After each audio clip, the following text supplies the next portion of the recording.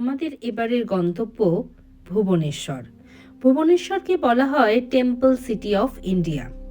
প্রাচীন কলিঙ্গ স্থাপত্য শৈলীতে নির্মিত নানান মন্দির এখানের ইতিহাস ও শিল্পকলার অপূর্ব নিদর্শন বহন করে। শক্ত পাথরের সূক্ষ্ম খোদাই, উঁচু শিখর আর ধর্মীয় নান্দনিকতায় ভুবনেশ্বর সত্যি স্থাপত্য ঐতিহ্যের এক জীবন্ত সংগ্রহশালা। আমাদের প্রথম গন্তব্য মেঘেশ্বর মন্দির। 1200 শতকে গঙ্গা রাজবংশের রাজত্বকালে রাজপ্রতিনিধি স্বপ্নেশ্বর দ্বারা এই মন্দিরটি নির্মিত হয়। খরা কাটিয়ে বৃষ্টির কামনায় এখানে মেঘের অধীশ্বর রূপে মহাদেব পূজিত হন। উঁচু রেখা দেউল, সূক্ষ্ম পাথরের খোদাই এবং শৈব মন্দিরের ঐতিহ্যবাহী নকশা কলিঙ্গ স্থাপত্য শৈলীর এক প্রধান বৈশিষ্ট্য এই মন্দিরে ফুটে উঠেছে, যা ভুবনেশ্বরের অধিকাংশ মন্দিরেরই বিশেষ আকর্ষণীয় দিক। এরপর আমাদের গন্তব্য ছিল রাজারানী মন্দির। 10ম থেকে 11 শতকে এই মন্দির কলিঙ্গ স্থাপত্য শৈলীর এক অনন্য নিদর্শন। এই মন্দিরে কোনো দেবমূর্তি নেই। লাল ও হলুদ পাথর একসাথে এমনভাবে মিলেমিশে এই মন্দিরে অবস্থান করেছে, তাই এই মন্দিরের নাম রাজারানী মন্দির। এই মন্দিরের সূক্ষ্ম অলঙ্করণ ও যুগল মূর্তি বিশেষভাবে নজর কাড়বে আপনার। ভুবনেশ্বরের পথে পথে ইতিহাস উঁকি দেয়। এই যে মন্দিরটি আপনারা দেখছেন, তার উদ্ধার কার্য এখন চলছে আর ধীরে ধীরে জেগে উঠছে ইতিহাস। তাই এই মন্দিরের সঠিক বিশ্লেষণ আপাতত আমাদের জানা নেই। লিঙ্গরাজ মন্দিরের ঠিক পিছনেই অবস্থিত এই মন্দিরটি দর্শন করে আমরা পৌঁছে গেলাম লিঙ্গরাজ মন্দিরের দর্শনে। লিঙ্গরাজ মন্দির একটি বিশাল প্রাঙ্গণ জুড়ে নির্মিত, চারদিকে শক্ত প্রাচীর দিয়ে ঘেরা। এই কমপ্লেক্সের ভিতরে প্রায় 150টিরও বেশি ছোট বড় উপমন্দির রয়েছে। মূল মন্দিরটি 4টি অংশে বিভক্ত: বিমান, জগমোহন, নটমন্দির ও ভোগ মন্দির। কেন্দ্রে অবস্থান করছেন স্বয়ম্ভু শিবলিঙ্গ। এখানে অবশ্য শিব ও বিষ্ণুর মিলিত রূপ অর্থাৎ হরিহর রূপে পূজিত হন আমাদের মহাদেব। লিঙ্গরাজ মন্দিরের ঠিক পিছনেই অবস্থিত প্রাচীন শাক্ত মন্দির চিত্রকারিণী মায়ের মন্দির। এখানে মা চিত্রকারিণী শিল্প, চিত্রকলা ও সৃজনশীলতার প্রতীক। মন্দিরটির চারপাশে থাকা 4টি উপমন্দির একই কলিঙ্গ রেখা দেউল শৈলীতে নির্মিত, যা মূল মন্দিরকে ঘিরে একটি সুষম ও নান্দনিক স্থাপত্য বিন্যাস তৈরি করেছে। এই সমগ্র কাঠামো ভুবনেশ্বরের শিল্প ও ধর্মীয় ঐতিহ্যের এক অনন্য নিদর্শন। এরপর আমরা পৌঁছলাম ভবানী শঙ্কর মন্দিরে। এই মন্দিরের নাম ভবানী শঙ্কর কারণ এখানে দেবী ভবানী ও ভগবান শঙ্কর যুগল রূপে পূজিত হন। শক্তি ও শিবের এই মিলনেই মন্দিরটির নাম ও মাহাত্ম্যের মূল কারণ। বিন্দুসাগর লেকের শীতলতা আর স্নিগ্ধ পরিবেশ সঙ্গে নিয়ে আমরা এবার পৌঁছলাম অনন্ত বাসুদেব মন্দিরে। এই মন্দিরটি ভুবনেশ্বরের একমাত্র বৈষ্ণব মন্দির, যেখানে প্রধান দেবতা হিসেবে ভগবান কৃষ্ণ অনন্ত বাসুদেব রূপে বলরাম ও সুভদ্রাকে নিয়ে পূজিত হন একত্রে। মন্দিরের নকশা কলিঙ্গ স্থাপত্য শৈলীর অনুরূপ। দেওয়ালে বৈষ্ণব মোড়ক শিলালিপি লক্ষ্য করা যায়। এখানে প্রতিদিন বিশেষভাবে মহাপ্রসাদ বিতরণ করা হয়, যা ভক্তদের কাছে খুবই জনপ্রিয়। এবারের আকর্ষণ পরশুরামেশ্বর মন্দির। ভুবনেশ্বরের এক প্রাচীন ও গুরুত্বপূর্ণ শৈব মন্দির এটি। 7ম শতকে শৈলোদ্ভব রাজবংশের রাজত্বকালে নির্মিত হয়েছিল এই মন্দির এবং সমগ্র ওড়িশা মন্দির স্থাপত্যে জগমোহনা সংযুক্ত প্রথম মন্দির হিসেবে এটি বিবেচিত হয়, যা পরবর্তীতে কলিঙ্গ স্থাপত্যের বিকাশে এক বড় ভূমিকা রেখেছিল। একই কমপ্লেক্সের মধ্যে অবস্থিত সিদ্ধেশ্বর ও মুক্তেশ্বর মন্দির। সিদ্ধেশ্বর মন্দির ভগবান শিবকে উৎসর্গীকৃত হলেও এখানে একটি স্ট্যান্ডিং গণেশ মূর্তি রয়েছে, যা ভক্তদের জন্য শুভ সূচনা ও বাধা দূর করার প্রতীক হিসেবে গণ্য হয়। এই সিদ্ধেশ্বর মন্দিরের পাশেই অবস্থিত মুক্তেশ্বর মন্দির। দশম শতকে তৈরি এই শিব মন্দির স্থাপত্য শৈলীর এক অনন্য নিদর্শন, উড়িষ্যার স্থাপত্যের রত্ন হিসেবে পরিচিত। এর অদ্বিতীয় তোরণ এবং পাথরে খোদাই করা জীবন্ত প্রতিমা বিশ্বজুড়ে প্রশংসিত। ভুবনেশ্বরের গলিতে গলিতে মন্দির, আর সেই মন্দিরগুলোকে ঘিরে নানান ইতিহাস। কলিঙ্গ স্থাপত্য শৈলীর নিখুঁত নকশা দেখার সময় আপনার মনে হবে যেন আপনি ধীরে ধীরে ইতিহাসের পাতায় ডুব দিয়ে চলেছেন। কফিতে একটু চুমুক নিয়ে আমরা পৌঁছলাম কেদার গৌরী মন্দিরে। এটি ভুবনেশ্বরের একটি প্রাচীন শিব মন্দির, যেখানে ভগবান শিব, কেদার এবং দেবী পার্বতী গৌরী এর যুগল রূপে পূজিত হন। পাশেই অবস্থিত দৈতেশ্বর মন্দির। পুরনো পাথরের উপর দাঁড়ানো বিমান ও প্রস্তর শিল্পে কোনো অলঙ্করণ এখন আর দেখা যায় না, কিন্তু শিবলিঙ্গের উপস্থিতি ও স্থাপত্য ভুবনেশ্বরের ঐতিহাসিক মন্দিরগুলোর সঙ্গে সুসমভাবে মিশে আছে। পরদিন ভোর ভোর পৌঁছে গিয়েছিলাম হীরাপুরে অবস্থিত 64 যোগিনী মন্দিরে। এটি ভুবনেশ্বরের অন্যতম নান্দনিক ও রহস্যময় তান্ত্রিক স্থল। 900 শতকে রাজবংশীয় রানী হীরা দেবী এই মন্দির তৈরি করেছিলেন।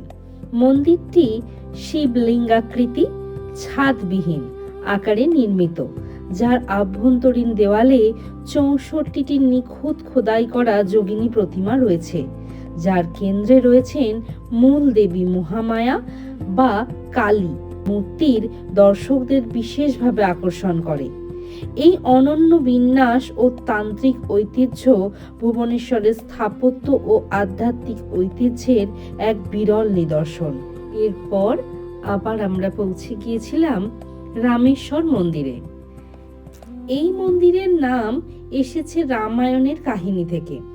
বিশ্বাস করা হয় ভগবান রামচন্দ্র লঙ্কা বিজয়ের শেষে ভুবনেশ্বর এসে শিবলিঙ্গ প্রতিষ্ঠা করেন, তাই এই স্থানে শিবের পুজোর গুরুত্ব অনেক বেড়ে যায়। তাছাড়া এটি লিঙ্গরাজ মন্দিরের মসীমা নামে পরিচিত। রথযাত্রার সময় লিঙ্গরাজের ব্রোঞ্জ প্রতিমা এই মন্দিরে 4 দিন অবস্থান করে, যা এখানের ধর্মীয় উৎসবের বিশেষত্বকে বাড়িয়ে তোলে। এই মন্দিরের বিপরীত দিকেই অবস্থান করছে ভরতেশ্বর, শত্রুঘ্নেশ্বর এবং লক্ষণেশ্বর মন্দির। সাথে এই মন্দিরের সংলগ্নেই অবস্থিত লবেশ্বর এবং কুশেশ্বর মন্দির। রামেশ্বর, ভরতেশ্বর, শত্রুঘ্নেশ্বর এবং লক্ষণেশ্বর মন্দিরগুলো কলিঙ্গ স্থাপত্যের প্রাথমিক ধাপের নিদর্শন। তবে রামেশ্বর মন্দিরের কারুকার্য এখনো অক্ষত থাকলেও বাকি মন্দিরগুলোর উঁচু শিখর ও সূক্ষ্ম পাথরের খোদাই বর্তমানে অনেকটি ক্ষয়প্রাপ্ত। তবে রামায়ণের চরিত্র ও শৈব দেবতার মিলন ইতিহাস ও আধ্যাত্মিকতার এক অনন্য রূপ প্রদর্শন করে। ভুবনেশ্বর 2-3 দিনে ঘুরে দেখার মতন শহর নয়। এখানকার শহর, স্থাপত্য, ইতিহাস উপভোগ করতে ন্যূনতম 7 দিন সময় লাগে। এরপর আমরা পৌঁছালাম নাগেশ্বর মন্দিরে, যা ভুবনেশ্বরের প্রাচীন শৈব মন্দিরগুলোর মধ্যে একটি। নাগেদের অধিপতি রূপে এখানে মহাদেব পূজিত হন। স্থানীয়রা বিশ্বাস করেন এখানে পুজো করলে শান্তি ও কল্যাণ লাভ হয়। বিকেলের দিকে আপনি পৌঁছে যেতে পারেন ব্রহ্মেশ্বর মন্দিরে, যা ভুবনেশ্বরের আরেকটি প্রাচীন শৈব মন্দির। মন্দিরটি কলিঙ্গ স্থাপত্য শৈলীতে নির্মিত, তবে এখানের শিবলিঙ্গ বিশেষভাবে মন্দিরটিকে আলাদা করে।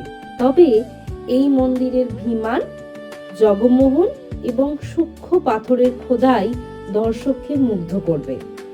এরপর পৌঁছলাম ভাস্করেশ্বর মন্দিরে।